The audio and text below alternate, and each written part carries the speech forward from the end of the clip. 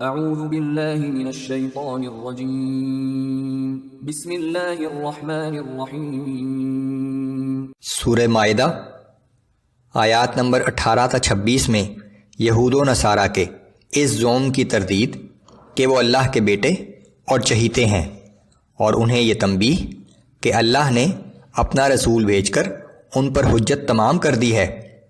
بنی اسرائیل کو ان کی تاریخ کے ایک واقعے کی یاد دہانی جب انہیں ارض مقدس میں داخلے کا حکم دیا گیا، انہوں نے بزدلی دکھائی اور اپنے رسول کا حکم ماننے سے انکار کر دیا، جس کی انہیں یہ سزا ملی کہ 40 سال تک صحرا میں بھٹکتے رہے۔ اعوذ باللہ من الشیطان الرجیم۔ وقالت اليهود والنصارى نحن أبناء الله وأحباؤه قل فلم يعذبكم بذنوبكم۔ اور یہود اور نصارہ یہ دعویٰ کرتے ہیں کہ ہم اللہ کے بیٹے اور اس کے پیارے ہیں، آپ ان سے دریافت کیجئے کہ پھر وہ تمہارے گناہوں پر تمہیں عذاب کیوں دیتا ہے۔ بل انتم بشر ممن خلق يغفر لمن يشاء ويعذب من يشاء۔ بلکہ اصل بات یہ ہے کہ تم بھی ویسے ہی انسان ہو جیسے اللہ نے دوسرے انسان پیدا کیے ہیں، وہ جسے چاہے بخش دیتا ہے اور جسے چاہے عذاب دیتا ہے۔ وَلِلَّهِ مُلْكُ السَّمَاوَاتِ وَالْأَرْضِ وَمَا بَيْنَهُمَا وَإِلَيْهِ الْمَصِيرُ۔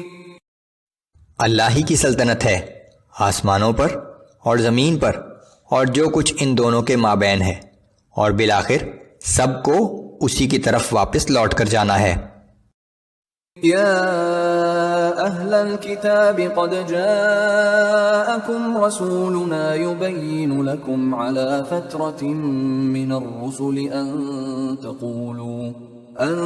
تقولوا ما جاءنا من بشیر ولا نذیر فقد جاءکم بشیر ونذیر واللہ علی کل شیء قدیر۔ اے اہل کتاب، ہمارا یہ رسول جو تم کو ہمارے احکام واضح طور پر بتاتا ہے، ایسے وقت میں آیا ہے جب کہ رسولوں کا آنا ایک عرصے سے بند تھا، تاکہ تم یہ عذر نہ پیش کر سکو کہ ہمارے پاس کوئی بشارت دینے والا اور ڈرانے والا نہیں آیا، سو بلا شبہ اب تمہارے پاس بشارت دینے والا اور ڈرانے والا آ گیا ہے، اور اللہ ہر چیز پر پوری طرح قادر ہے۔ وَإِذْ قَالَ مُوسَى لِقَوْمِهِ يَا قَوْمِ اذْكُرُوا نِعْمَةَ اللَّهِ عَلَيْكُمْ إِذْ جَعَلَ فِيكُمْ أَنْبِيَاءَ وَجَعَلَكُمْ مُلُوكًا وَآتَاكُمْ مَا لَمْ يُؤْتِ أَحَدًا مِنَ الْعَالَمِينَ۔ اور وہ وقت یاد کریں جب موسیٰ علیہ السلام نے اپنی قوم سے کہا تھا کہ اے میری قوم، اللہ کی ان نعمتوں اور احسانات کو یاد کرو جو اس نے تم پر کیے ہیں، اور یاد کرو جب کہ اس نے تم میں بہت سے نبی پیدا کیے اور تمہیں حکمرانی عطا کی، اور تمہیں وہ کچھ عطا فرمایا جو اقوام عالم میں کسی اور کو نہیں دیا تھا۔ یا قوم ادخلوا الارض المقدسة التي كتب الله لكم ولا ترتدوا على ادباركم فتنقلبوا خاسرين۔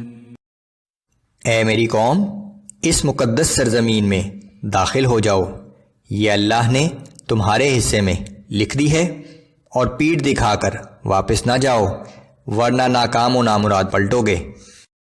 قالوا يا موسى إن فيها قوما جبارين وإنا لن ندخلها حتى يخرجوا منها فإن يخرجوا منها فإنا داخلون۔ بنی اسرائیل نے جواب دیا کہ اے موسیٰ، اس میں تو بڑے زوراور لوگ رہتے ہیں، اور جب تک وہ لوگ وہاں سے نکل نہ جائیں ہم اس میں ہرگز داخل نہ ہوں گے۔ ہاں اگر وہ لوگ یہاں سے نکل جائیں تو ہم وہاں ضرور داخل ہو جائیں گے۔ قال رجلان من الذين يخافون أنعم الله عليهم ادخلوا عليهم الباب فإذا دخلتموه فإنكم غالبون وعلى الله فتوكلوا إن كنتم مؤمنين۔ ان میں سے دو شخص جو اللہ سے ڈرتے تھے اور جنہیں اللہ نے عقل و دانش اور شجاعت کے انعام سے نوازا تھا، کہنے لگے کہ تم ان لوگوں پر حملہ کر کے شہر کے دروازے میں داخل ہو جاؤ، پھر جب تم اس دروازے میں داخل ہو جاؤ گے تو یقیناً تم ان پر غالب آ جاؤ گے، اور اگر تم مومن ہو تو اللہ ہی پر بھروسہ رکھو۔ قالوا يا موسى إنا لن ندخلها أبدا ما داموا فيها فاذهب أنت وربك فقاتلا إنا هاهنا قاعدون۔ بنی اسرائیل نے کہا کہ اے موسیٰ، جب تک وہ لوگ وہاں موجود ہیں ہم اس سرزمین میں ہرگز کبھی داخل نہیں ہوں گے، سو اے موسیٰ تم اور تمہارا رب دونوں جاؤ اور ان سے جنگ کرو، ہم تو یہیں بیٹھے ہیں۔ قال رب إني لا أملك إلا نفسي وأخي فافرق بيننا وبين القوم الفاسقين۔ اس پر موسیٰ علیہ السلام نے کہا کہ اے میرے رب، میں سوائے اپنے اور اپنے بھائی کے کسی اور پر اختیار نہیں رکھتا، پس تو ہمارے اور اس نافرمان قوم کے درمیان فیصلہ کر دے۔ قال فإنها محرمة عليهم 40 سنة يتيهون في الأرض فلا تأس على القوم الفاسقين۔ اللہ نے فرمایا کہ یہ مقدس سرزمین ان لوگوں پر 40 سال کے لیے حرام کر دی گئی ہے، یہ لوگ زمین میں سرگرداں پھرتے رہیں گے، سو اے موسیٰ اب اس نافرمان قوم کے حال پر افسوس نہ کرنا۔ اللہ اور اس کے رسول کی نافرمانی کا یہ نتیجہ نکلا کہ بنی اسرائیل اگلے 40 سال تک صحرا میں بھٹکتے رہے۔